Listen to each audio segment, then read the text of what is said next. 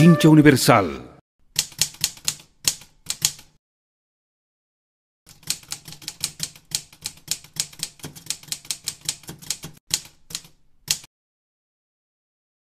Hace 27 años, a las 10 de la noche del 12 de febrero de 1989, Fidel Castro recibió en el Palacio de la Revolución a un grupo de periodistas ecuatorianos con quienes conversó por más de 2 horas. Al conmemorar su aniversario 90, bien vale dar a conocer esta extraordinaria entrevista. Fidel nos recibió con gran afecto.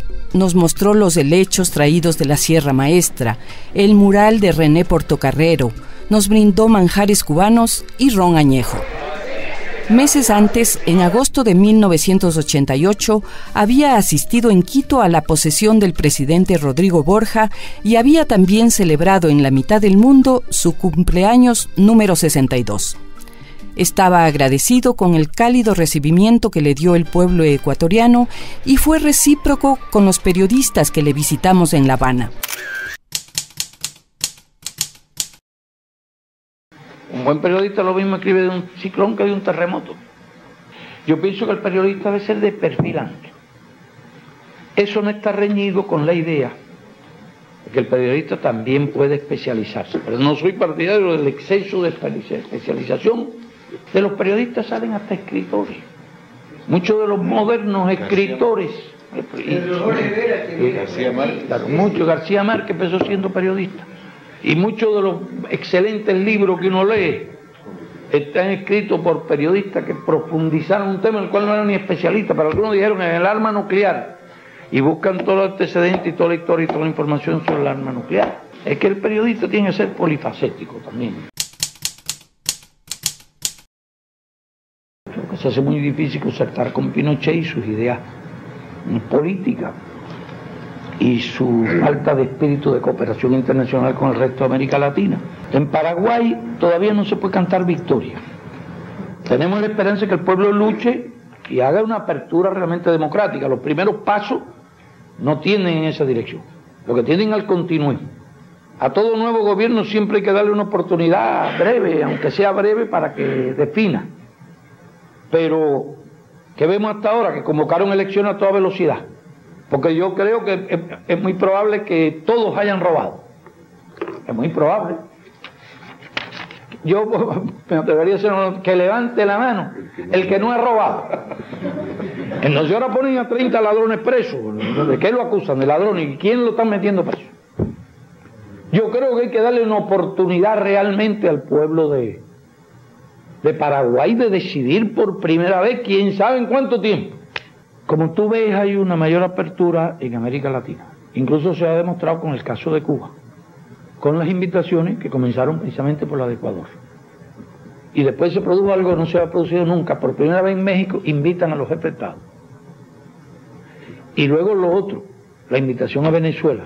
Muestra un espíritu mucho más amplio, un cambio importante, ya se vienen produciendo cambios de este tipo, porque yo creo que las condiciones objetivas están ayudando a una mayor concertación. Y como yo le decía a la compañera, esta concertación tiene que venir porque lo impone la vida. También hay un pensamiento, ese fue un francés que dijo que la revolución hace a los hombres. Yo diría que las grandes crisis hacen también a los gobiernos. La campaña que se hizo fue increíble. Y sabe allí quiénes fueron, los intelectuales. Hicieron una carta como con 1.400 intelectuales. Los periodistas, una generación nueva de periodistas. Fue casi la que determinó el cambio de la situación allí en Venezuela. Y la reacción del pueblo fue extraordinaria. Sí, fue extraordinaria, pero me dio la prensa por el medio, que fueron los que empezaron a hacer unos esfuerzos colosales por informar, impusieron entrevistas por televisión, por los periódicos, por donde quiera, me buscaron por todas partes, pero no eran 4 periodistas ni 50, eran cientos y cientos de periodistas venezolanos bien preparados, activos. Yo diría que esos fueron los primeros que se pusieron a batallar allí. Se produjo una comunicación no hubo un acto como la otra vez. Pero hoy la televisión, y yo ni siquiera lo hice deliberadamente, sino que no me quedó otra alternativa. Yo no tenía un plan publicitario elaborado. Yo tenía el plan de ir sencillamente, cualquiera que fuesen los riesgos. Riesgos de seguridad o riesgos políticos, ¿no? Porque hasta dónde aquella gente habrían podido envenenar la opinión pública. Y la televisión es un medio bastante confiable, porque los tipos son unos artistas completos. O el tipo descarado se descubre inmediatamente en una entrevista por televisión. Yo creo que cualquiera de ustedes descubre un descarado rápido, y cualquier ciudadano lo descubre también. Si está mintiendo, si siente lo que dice, si no lo siente.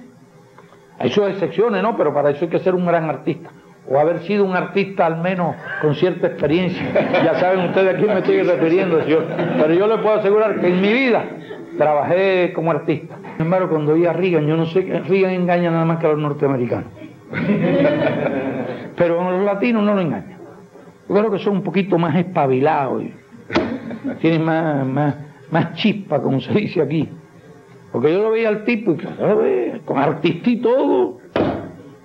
Lo que sí es cierto, que Reagan creía muchas de las cosas que decía. Y Reagan creía muchas de los disparates que proclamaba. Pero que decía sus mentiras por televisión descaradamente. Nos conta a nosotros. Pero nos hemos encontrado en una situación en que, similar a la que se han visto otros muchos países, no hemos podido pagar y hemos dejado de pagar, sencillamente por no poder pagar. Y digo por no poder, porque mientras nosotros pudimos, fuimos pagando. Porque había una situación diferente en relación a los acreedores de Cuba. No es como lo pasó con otros países, los que nos prestaron a nosotros. No es que corrieran a estar nosotros a prestarnos el dinero. Como pasó en América Latina, en todos esos países, porque hubo un excedente de capital enorme y no hallaban qué hacer con él. Lo que nos lo prestaron a nosotros lo hicieron afrontando la resistencia de Estados Unidos, las presiones de Estados Unidos. Yo diría que fue de mucha mejor buena fe. El dinero no se robó, el dinero no se fugó, el dinero no se malversó, el dinero se invirtió. A veces un país del tercer mundo es el que ha hecho el préstamo.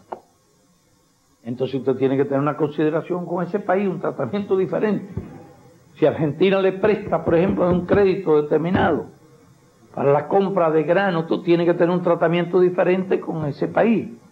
O si Argelia hizo un préstamo, tiene que tratar de írselo pagando, ¿no? Son distintos tipos de deuda. Una que proviene de los grandes consorcios financieros internacionales y otras que provienen de países del tercer mundo. Entonces nosotros damos un tratamiento diferencial. En general, tomamos en cuenta cuando es una situación del país del tercer mundo con los cuales tenemos buenas relaciones y ha hecho préstamos de Estado a Estado. No de banco al Estado, sino de Estado a Estado. Yo te cuento que incluso los países exportadores de petróleo, que en el 85, cuando estaba el petróleo a 28 dólares el barril, parecía que podían pagar la deuda. Nosotros dijimos, ni siquiera los países petroleros pueden pagar la deuda. Lo primero que hizo la revolución fue darle la propiedad de la tierra, como 200.000, todo el que era arrendatario, precarista. No repartió los grandes latifundios, los conservó como empresas estatales, grandes empresas de producción, y son la base fundamentalmente de la producción agrícola hoy. Pero no obligó a ningún campesino a colectivizarse por la fuerza. Entonces el Estado compraba tierra, cuando ya algún campesino quería jubilarse, quería la jubilación, compraba, sino el heredero se había convertido en médico, en ingeniero, en maestro, y ya no tenía ni siquiera hijos, nosotros ese pedazo de tierra la comprábamos. Llegamos a tener el 80% de la tierra del Estado. El 80% de la tierra campesina está cooperativizada. Están marchando bien y con buenos resultados. Tenemos los tres tipos de propiedad: la estatal, la cooperativa campesina y la individual campesina. Y sabemos lo que da cada una de estas formas. El problema del país con minifundio no lo resuelve nadie. Pero respetamos ese campesino. Y le damos crédito, y si viene un ciclón y crea una catástrofe, le perdonamos los créditos. Tiene el campesino, tiene aquí todo lo que le da en toda la facilidad. Si nosotros producimos alimentos incluso no solo para Cuba, nosotros exportamos alimentos para 40 millones de habitantes. ¿Se han preguntado alguna vez lo que significa eso? Si Cuba exporta alimentos, tiene 10 millones de habitantes, exporta alimentos para 40 millones. Exporta calorías para 40 millones de personas. Señal de que nuestra agricultura no es tan mala. Tiene alguna eficiencia nuestra agricultura cuando alimenta 40 millones de personas, además de su propia población, aunque algo hay que importar para nosotros, porque todo no lo puede producir el país, trigo y algunas otras cosas, ¿no? Nuestro sistema de salud pública marcha realmente con un éxito creciente. Eso se puede ver por año. Tenemos un éxito creciente que lo dicen las estadísticas, servicios mejores. Instauramos el médico de familia con una institución nueva. Si ahora en la URSS toman la decisión de fomentar la medicina privada, ¿por qué nosotros tenemos que desbaratar lo que hemos hecho y ponernos a hacer la medicina privada? Primero por tener los abastecimientos suficientes para arreglarlo, porque es verdad. Pero la medicina es un servicio, los servicios médicos son servicios. ¿Y cómo funcionan en nuestro país? ¿Cómo funcionan? Eso lo reconoce todo el mundo. ¿Por qué vamos a cambiar nuestra concepción en eso?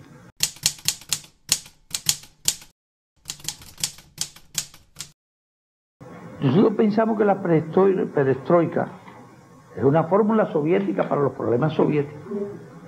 Y no una fórmula soviética para los problemas de todo el mundo. Son muy específicos de ese país. En primer lugar, si nosotros no tuvimos aquí el fenómeno de la colectivización forzosa de la tierra, ustedes no lo han visto por ninguna parte. Incluso nosotros no tenemos que descubrir el pequeño agricultor, porque ya lo tenemos hace mucho tiempo. Si ellos vivieron la experiencia de Stalin, aquí no han vivido la experiencia de Stalin, a no ser que yo sea una especie de Stalin, pero estarían por encontrar los muertos que me corresponden a mí, los torturados, los asesinados, los desaparecidos, estarían por descubrir realmente. Entonces no hemos tenido esos problemas.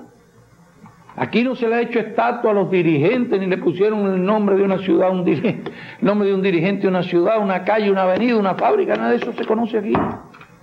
No se vivió ese clima nunca. Esto nos podría llevar acerca de la fórmula, los métodos, los estilos de la construcción del socialismo. Y sobre eso habría que empezar por conocer los puntos de vista que sostuvo el Che en ciertas polémicas internas aquí en los primeros años de la Revolución. Se los estímulos morales, estímulos materiales, el uso de las categorías del capitalismo en la construcción del socialismo. Esto va mucho más allá. Nosotros estamos en otras cosas, porque estamos en la lucha contra el peligro de agresión, en la reforma agraria, en la cuestión de Girón. Parecía que aquellas discusiones eran meramente académicas y meramente teóricas. Después vimos la importancia que tiene, y por eso yo admiro mucho en el Che la enorme visión que tuvo cuando advirtió desde entonces los efectos que podía tener la utilización de esa categoría del capitalismo en la construcción del socialismo. Y nosotros lo vimos después, cuando rectificando errores de idealismo, caímos en la utilización de algunos de esos mecanismos. Pero en esencia creo que cada país debe hacer lo que estime pertinente hacer.